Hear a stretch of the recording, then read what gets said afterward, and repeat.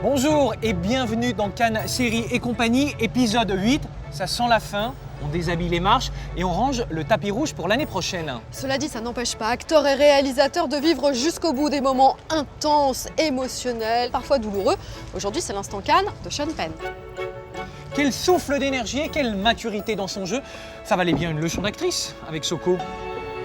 Et tout de suite, on commence avec nos héros du jour. Ils ont suscité des réactions épidermiques, discussions autour de la beauté, avec un talentueux réalisateur, Nicolas Winding Refn, et une jeune actrice qui prend son envol, Elle Fanning. C'est moi!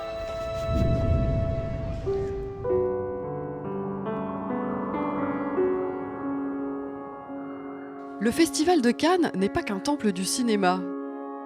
C'est aussi celui de la superficialité et de toutes les vanités. Le lieu parfait donc pour y découvrir le Neon Demon de Nicolas Winding Refn, dans lequel la diaphane Elle Fanning découvre l'univers impitoyable du mannequinat. Une œuvre sophistiquée, froide, qui mêle l'horreur à la beauté, signée par un réalisateur qui goûte la provocation jusque dans ses réponses aux interviews. Dear Elle and Nicholas, today you are my heroes. And you're gonna remain my heroes because watching your movie was a consuming, a devouring experience. So I wanted to know, as artist, how do you feed yourself? I've been on a diet for 5 weeks. For the, what I call... The can diet. Yeah, it's called the can diet. So, before that circus begins, you go, all right, 5 weeks, protein, sports, no sugar, life sucks. But also as an artist, to find a character, for example. Gosh, well, I daydream a lot. Like, I live in my head, so I just, after I read the script, it's so far, I feel like, yes, the story is that's so important, but it's way beyond the script for me as well, because I kind of just sit and imagine things. And it was so nice with Nick, because my imaginations, whereas normally I keep them inside, he really pulled them out of me and wanted to know my thoughts. Beauty isn't everything. It's the only thing. Nicholas, this is a movie about beauty. What did you want to tell us? How ugly it is? No, I don't think that we in any ways can critique. I don't think it's in our place to do so, because we're equally as fascinated by it. And then it's really up to everyone else to find their own view on it. What is so great, because there's so much versatility in reactions, there's so much love it or hate it or screaming or fighting, but that's the essence of creativity. That's why we're here. Are we having a party or something?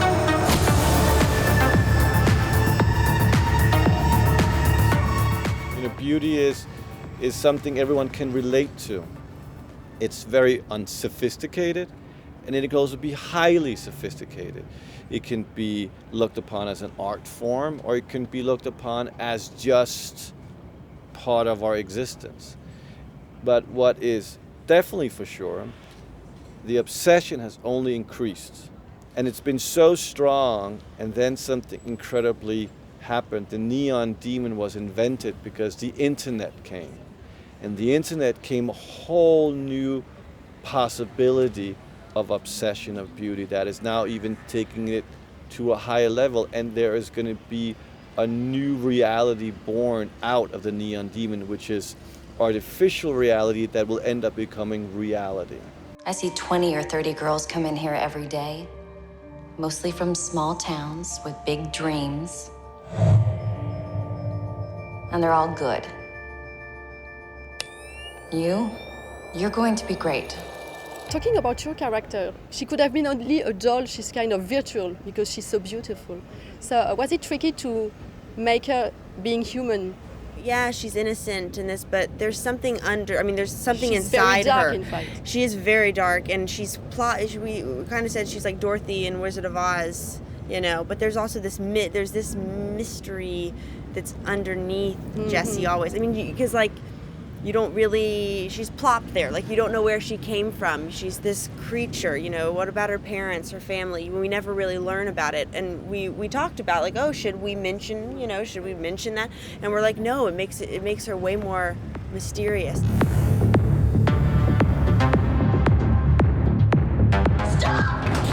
say you are my heroes. I'd like to know who are your own heroes.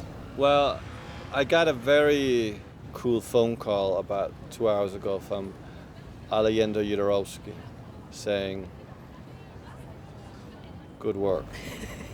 That's a marvelous answer. And for you, Hal? Oh, man, I love Marianne Cotillard. I love her. I've met her one time, but I think that she's like the most incredible lady. She's such a good actress, too. Be careful, she's going to eat you soon. Yeah, I know. Yeah, I know.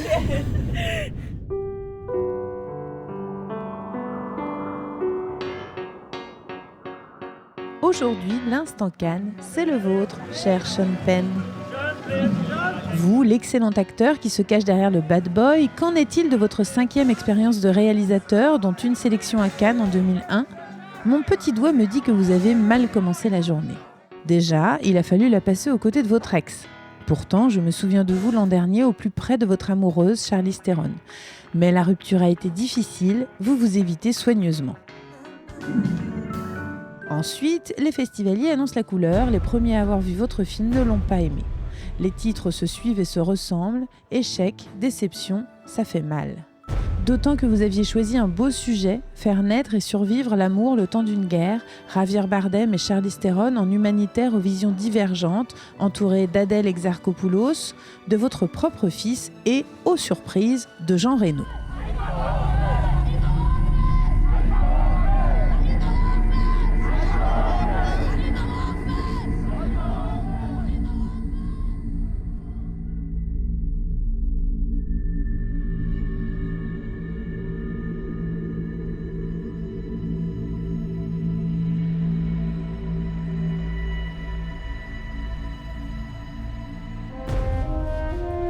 En fait, personne n'ose vous parler d'échecs. En même temps, avec vos bras croisés et votre tête des mauvais jours, je les comprends. L'unique journaliste qui s'y colle reçoit une réponse laconique qui n'appelle pas de relance. Well, I've finished the film, so it's not a discussion that I think I can be of any value to. I stand behind the film as it is, and certainly everybody is going to be well entitled to their... Ce coup de massue asséné par le premier public de Cannes vous assommera-t-il ? J'en doute. Le moment de vérité après la projection du soir arrive. Beaucoup d'applaudissements, quelques huées et un mécontent très déçu qui le fait savoir en lançant le sifflet le plus long de l'histoire du festival. Vos acteurs sont très émus, vous aussi. Il faudra dire à votre fils d'éviter le chewing-gum la prochaine fois. Et puis dehors, Charlize qui vous tombe dans les bras sous le coup de l'émotion. Et ben voilà, cher Sean Penn, tout n'est pas perdu. Ce qui ne tue pas rend plus fort, etc., etc. Comme quoi, il y a des journées difficiles qui valent la peine d'être vécues.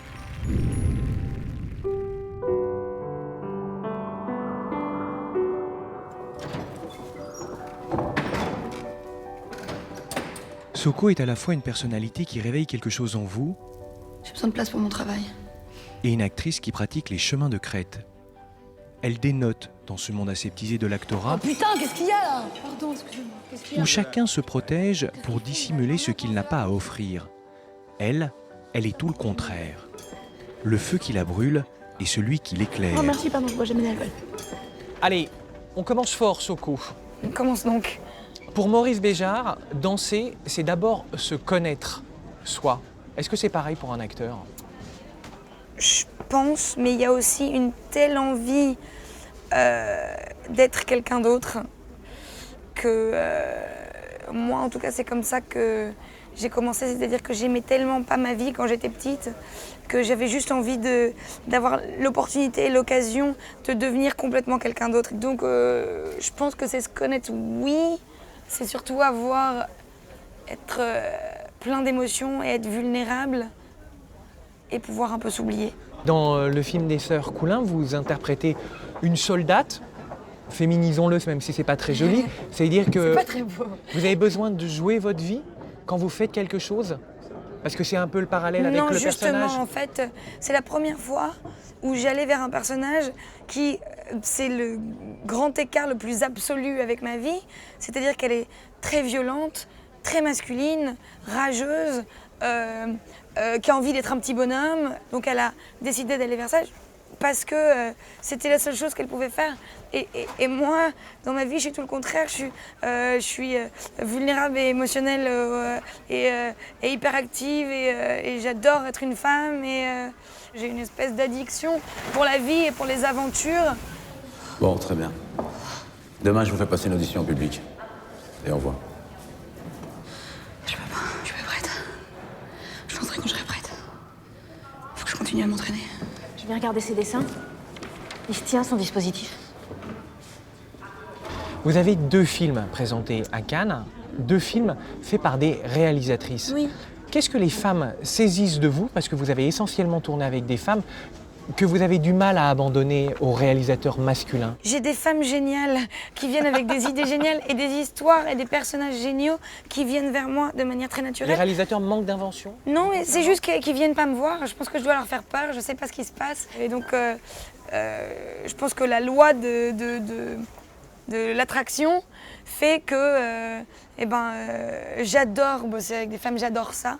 J'adore être entourée de femmes. Je trouve qu'il y a une espèce d'entrain et de nouveauté et qu'elles ont tellement besoin de se prouver en tant que femmes dans ce cinéma qui est encore trop peuplé d'hommes et où il n'y a encore pas du tout de parité.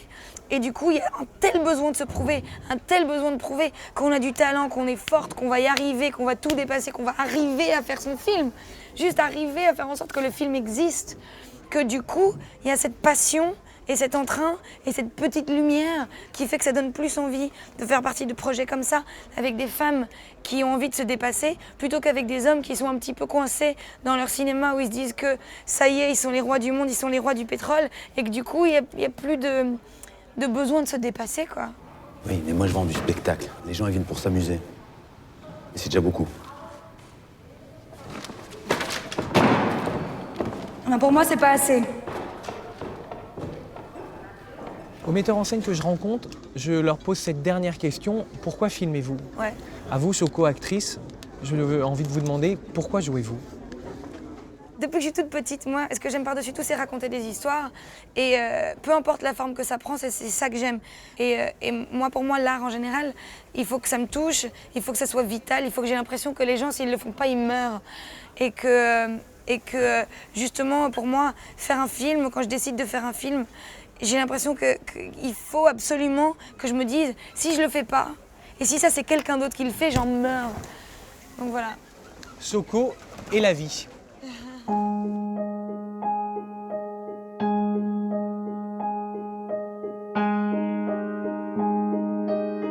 Cannes Série et compagnie, cette fois-ci, c'est vraiment fini, évidemment. On a hâte, comme tout le monde, de découvrir demain qui remportera la Palme d'Or et entrera ainsi dans l'histoire. D'ailleurs, Sophie, toi qui es dingue de Cinoche, oui.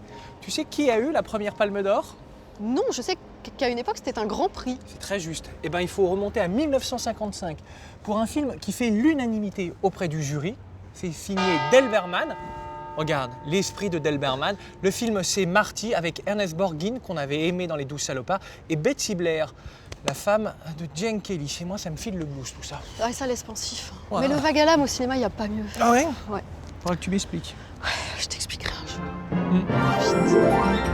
What do you feel like doing tonight? I don't know, Ange. What do you feel like doing? We're back to that, huh? I say to you, what do you feel like doing tonight? And you say back to me, I don't know, what do you feel like doing?